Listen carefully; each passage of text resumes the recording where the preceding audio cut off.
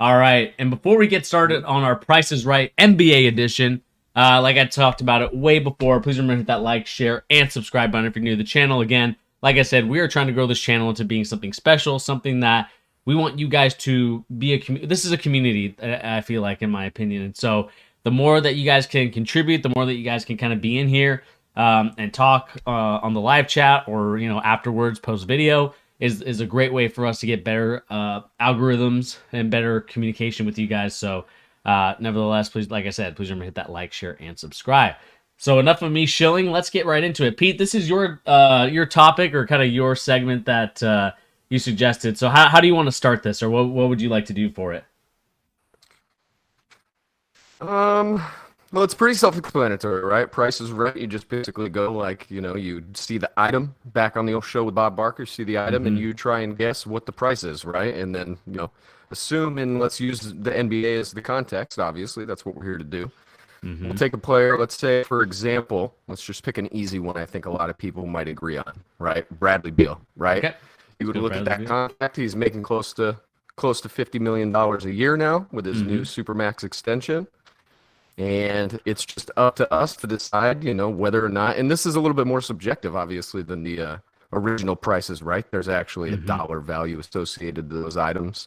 But we just have to compare and test and, come to the best conclusion we can, whether or not he's worth that price, like it's a fair price, it's too much, or it's not enough, and then we'll go player to player. Some potential ones we'll talk about later, upcoming extensions, but let's start with players who just got their extensions, because we've already talked a lot about those guys, and I think we and a lot of the people already have some pretty formed opinions on a lot of those extensions, so we could move through those and then get into some potential long-term ones afterwards. I feel it. All right, so let's start with Bradley Beal. Let's look at him. Obviously making. Let's see here. Really quick before we start that, Tarky Unleashed said Pete came through with a prime Bill Simmons segment for the people today. I mean, I guess so. Me and Billy, we got the same ideas. You gotta work around it, All right, so let's look at Bradley Beal. Bradley Beal, let's just kind of a little bit of context here. 29 years old, about to be 30, 10-year vet in this league. Played for the Washington Wizards his whole career so far. So, I guess the question is he worth the $251 million that he got? Do you think that that's the fair price? Or do you think that that's overvalued, undervalued? How are you feeling about this one? Well, the reason I bring him up is because, like I said, I think he's probably the easiest one to determine, in my opinion. I know there is going to be people who disagree and would say he's worth, if not more than that price.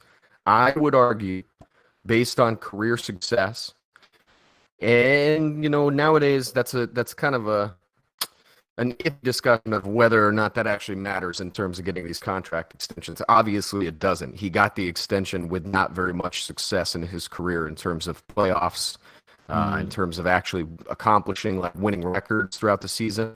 I would argue certainly not that price, right? Because the first question you have to ask yourself, is he a one, right? He's getting paid like a one. Like your number one guy, somebody who's going to lead you to a playoff series win, at least one or two series wins. And I would argue, if you've watched any of the Wizards play over the last few seasons where Bradley Beal is their main guy, I think you should probably agree he's not worth that much money. I don't think he's a one on a winning team.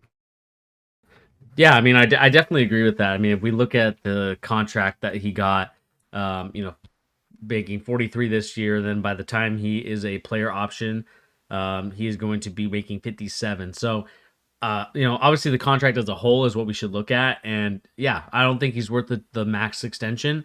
Because like you said, played 10 years in the league already. Not saying that he doesn't deserve his money, but you think about, the Wizards and where they're at currently, right? He doesn't fit, to quote you and my friend Josh, our friend Josh, he doesn't fit the timeline. There's no timeline there for Bradley Beal to be there by the time, these kids that are playing for the Wizards right now, your Ruiz, your Kisperts, your Johnny Davis, and many of these other guys. This to me is definitely an overvalued, and where I would probably value him at is probably at that, I would probably say like at that 120 that John Collins got is probably a more fair value. I mean, again, he's a great player, all-star, not going to knock him for any of that stuff, but when you think of signing a max player, you think that this player is going to be your future for, the many years to come. He's 29 right now, 30 years old, probably got like another 5, maybe 6 years left in the league. I just don't think at this point you could say that the value that you're getting for Bradley Beal is saying, hey, we are this close to winning a championship, or hey, this is the cornerstone piece franchise player that we are missing for the Wizards. And I just don't think that that's the right value for him. I mean, not at all. And going with the timeline, we always talk about what is the plan? What's the next guy? Who can you even afford with the contracts you have on the team? Like this is why I argue they're in one of the worst situations in the league, right? They have not a lot in terms of high ceiling assets on their team. But Right. like Johnny Davis, for whatever you think of Johnny Davis is not going to be a superstar. I could be wrong. I just don't see it from him. I see it at best like a really solid role player, maybe even a really good six man. But I don't see a superstar from Johnny Davis. And then you look at their picks from last year and Corey Kispert, another guy that's like a high-end value role player at best, probably. And then from a few years ago, it's Rui Hachimura, who can't really stay on the court. Like we need to see a lot more from him. So this is one of the weirdest contracts in the league because on one hand, they have to give him this contract because you can't just let him walk for nothing. Yeah, exactly. And then go back to zero. But they put themselves in that situation in the first place. They've had literal years of contract or trade discussions to move this guy off this underperforming team, and they've chosen not to do it time and time again when they could have gotten real assets. Like there is a chance. I mean, they probably could have made a deal 2 seasons ago to get Jaylen Brown and some picks and whatever it was. Maybe even Marcus Smart and Jaylen Brown and some picks a couple seasons ago. Yeah. And they chose not to do it. Whether or not that trade was actually sent, I mean, that has been rumored for years now. So I think they put themselves in – it's kind of the inverse of the Brunson situation, right, where, mind you, Bradley Beal is a much better player than Jalen Brunson. I'm not really comparing them one-to-one in terms of quality. Yeah.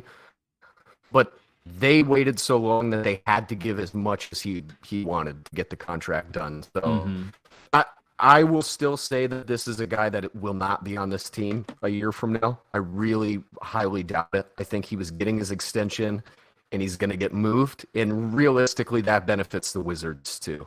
They should have just done it earlier without having to pay him as much as they did. So this, I think, is a good one to start with because I think we're pretty much unanimously in agreement that this is the price. The price is not right on this one. This was way, way, way too much for what Beal gives you. Because even his best season, which was not last season, but the season before, he was the NBA's point per game leader, I believe, 30 point something points per game.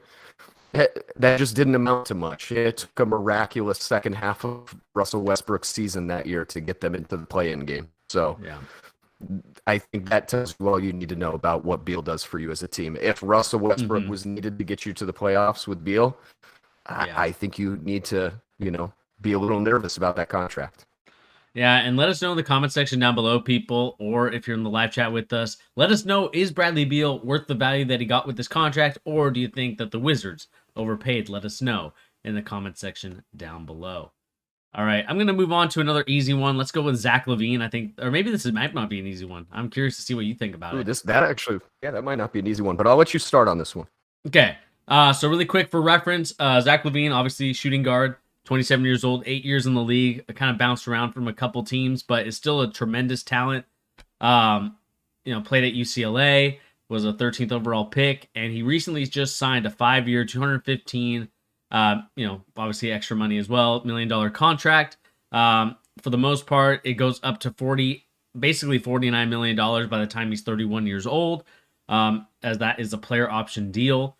And so for the next couple of years, especially the next 4, he'll get paid around roughly, the 40 something mark. Base salary of 37. Anyway, an average salary of 43 is what I should say. So looking at kind of Zach Lavine, The over under, Pete. What do you feel like the over? Do you feel like it's overvalued, undervalued, or do you feel like it's just right? I would say at this point in time, this is closer to just right, in my opinion. Oh wow. I would rather pay Zach Lavine this much money than Bradley Beal, especially because of Zach Lavine's defense in the last season and a half. Mm-hmm. Starting in the Olympics last summer, he to elevate his defensive game and kind of use that athleticism and his length more like Mm-hmm. the way we were kind of hoping he would his whole early part of his career. It just took a while for him to get that facet of his game under control. And Mm-hmm. legit defender at this point in his career. He's not like going to lock a lot of people down, but he's definitely not, a traffic cone like Tar Heel Nation said about Bradley Beal. Like he's not a Mm-hmm. traffic cone. He's going to play good defense.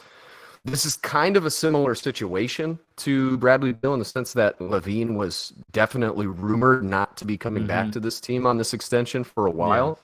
And he's in trade discussions every other weekend for a little bit. I just feel like they could have gotten him a little cheaper if they had done this extension last season, when he wanted it in the first place. Yeah. But they basically just bet on, let's see what you can do this season with a new team around you, with Mar DeRozan, with Lonzo, with Caruso. Yeah. And he showed that he can elevate his game. So in my opinion, I think it's worth it. Like another situation where they couldn't just let this guy walk. He's Yeah. too good to walk, and you've already invested this much time into him. Mm-hmm. I like this one more. I really do, and he's a little bit younger than Beal too, isn't he? Is he 27. 27? 27. Probably gonna turn Yeah. 28 a little bit later down the line. I would pay this contract personally. Like if I was in the same place, then I wouldn't be too upset about it. Yeah, I mean, I do think that this is probably the fair price. I think that with inflation, it's probably fair. Maybe with inflation, it's a little different. But I just think like jokes aside, I do think that this was a fair price for Zach Lavine. I mean, if we think about him as a basketball player and what he can do, I felt like their season really got shafted by the fact that they had a lot of injuries at the most inopportune times. Caruso got hurt, uh, Lonzo Ball got hurt, and that is All season. all season. So it's a pretty frustrating thing for, I would say, the Chicago Bulls, who again traded away their future and most of their assets to get themselves in this position of, okay, we got Lonzo, we got Levine, we got Vucevic. We're now trying to contend for the title, and so True. I do think that they are ready to contend. I guess the question for me is, can the health of these guys, can they stay healthy? Because that, again, it all determines whether or not this contract is worth it. Because, again, Zach Lavine could have just left. He could have just said, I'm not really interested in re-signing with you. I'm going to go sign somewhere else. And so I think this was a good deal to sign by the Chicago Bulls because it kind of assures them that whether Lonzo gets hurt and other things like that, it just means they're not stuck with the team without Zach Lavine now. And so I think that you had to pay this price. This was something that was forced to be paid, in my opinion. Then with his age, I would argue you're even less stuck than the Wizards are in general. Like it's much easier to move with a few years younger. He's making a little bit less. I also think he's accustomed to not necessarily just being the guy. He kind of is, but he's in that weird like kind of tweener between. He is the guy on a lot of the bad teams he's played on, but he doesn't seem necessarily too in his own head to take a step back. Like he definitely seemed like when Mar Rosen had that stretch of time in the early middle of last season where he was taking game winner after game winner. He was in MVP discussions. Zach Lavine seemed to be pretty down to be his wingman. Which.